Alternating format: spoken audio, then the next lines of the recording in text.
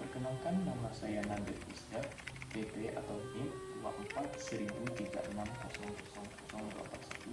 dari Universitas Eka Sakti Padang. Yang mana pada kesempatan kali ini saya akan memaparkan karya tulis ilmiah saya tentang memaknai pasal 9 Undang-Undang Nomor 39 Tahun 1999 tentang HAM. Yang mana video ini saya buat untuk memenuhi tugas akhir semester saya dari mata kuliah Hukum HAM, yang mana dosen pengampunya adalah Dr. Laurentius Ardiman, SSH, MH, MM, MKM. Baik, rekan-rekan mahasiswa sekalian, tulisan saya ini menelah tentang pasal 9 Undang-Undang Nomor 39 Tahun 1999 tentang hak asasi manusia yang merumuskan hak untuk hidup, hak untuk mempertahankan hidup, serta hak untuk meningkatkan taraf kehidupan. Dan juga karya tulis ilmiah ini saya buat dengan pendekatan akademis, intelektual yang kritis, dan berwatak opini. Saya sebagai penulis juga mengkaji tafsir tekstual dan kontekstual pasal tersebut. Baik, kemudian saya akan masuk kepada pembahasan. Rekan-rekan sekalian, hak untuk hidup adalah hak asasi manusia yang paling mendasar di Indonesia. Konstitusi menjamin bahwa setiap orang berhak untuk hidup, mempertahankan hidup, dan meningkatkan taraf kehidupannya. Pasal 9 Undang-Undang Nomor 39 Tahun 1999 tentang hak asasi manusia menegaskan hal ini lebih jauh. Selain hak untuk hidup, diatur pula hak untuk hidup aman, tentram, dan berhak mendapatkan lingkungan hidup yang baik dan sehat. Dengan kata lain, negara menjanjikan bukan hanya kelangsungan hidup secara fisik, tetapi juga kehidupan yang layak di lingkungan yang mendukung. Kemudian, rekan-rekan mahasiswa sekalian, kita akan masuk ke isi pasal dan tafsirnya. Isi pasal 9 dan tafsirnya.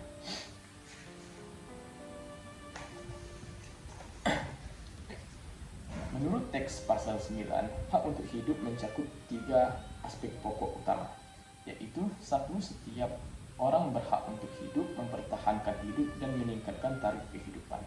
Yang kedua, hak hidup aman, damai, bahagia secara fisik dan batin. 3. Hak atas lingkungan hidup yang baik dan sehat. Artinya, hidup tidak hanya sebatas tidak dibunuh, tetapi juga harus mencakup kualitas hidup yang layak, misalnya memiliki akses ke air bersih, udara sehat, dan lingkungan yang tidak tercemar merupakan bagian dari hak hidup menurut pasal ini.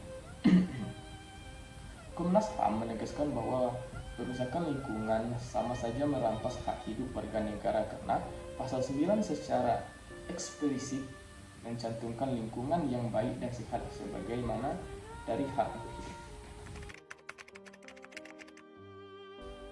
Baik, rekan-rekan sekalian, kemudian kita masuk ke kritik dan pendapat dari penulis. Secara kritis, penulis berpendapat bahwa pasal 9 berperan sebagai norma ekspresif namun masih memiliki kelemahan struktural. Pertama, ketidakjelasan operasional. Yang kedua, kelemahan integrasi antar kebijakan ekonomi dan kewajiban HAM. Dan yang ketiga, praktik birokrasi yang melakukan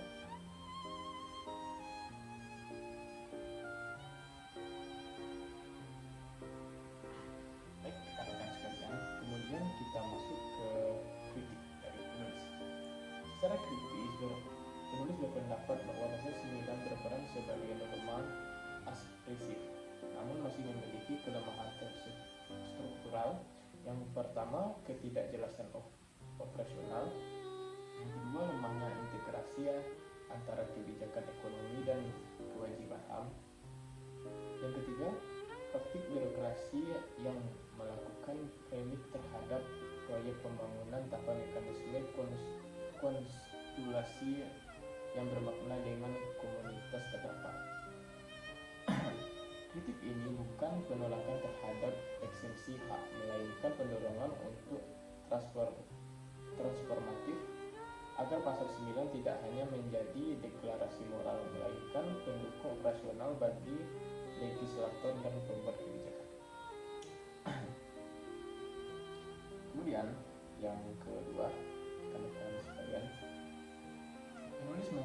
penulis mengambil melakukan pengamatan di dalam lingkungan penulis termasuk di kampus Universitas Trisakti, dan penulis berpendapat bahwa partisipasi publik seringkali dianggap formalitas. Mekanisme konsultasi yang dijalankan dalam praktik seringkali tidak memberikan ruang partisipasi subjektif bagi masyarakat terdampak. Hal ini melemahkan legitimasi pengambilan keputusan publik dan justru memperbesar peluang pelanggaran hak hidup. Kemudian yang ketiga, sanksi dan mekanisme pemulihan harus dirancang agar tidak sekedar bersifat rehabilitas finansial.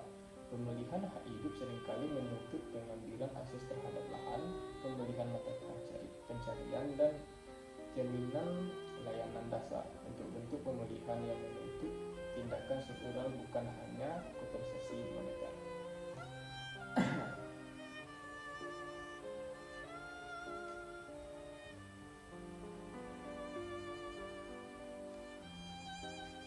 Kemudian yang terakhir sebagai penutup, pasal 9 Undang-Undang Nomor 39 1999 menegaskan hak untuk hidup sebagai hak fundamental. Namun agar hak tersebut terrealisasi secara nyata dibutuhkan implementasi yang progresif dan mekanisme penekanan yang konkret. Tulis menegaskan bahwa transformasi dari norma menjadi praktik memerlukan regulasi teknis, integrasi kebijakan publik berbasis HAM, serta partisipasi masyarakat yang bermakna. Dengan demikian, penguatan instrumen hukum dan kebijakan merupakan persyarat agar pasal 9 tidak sekedar menjadi deklarasi, tetapi instrumen pelindungan hak hidup nyata.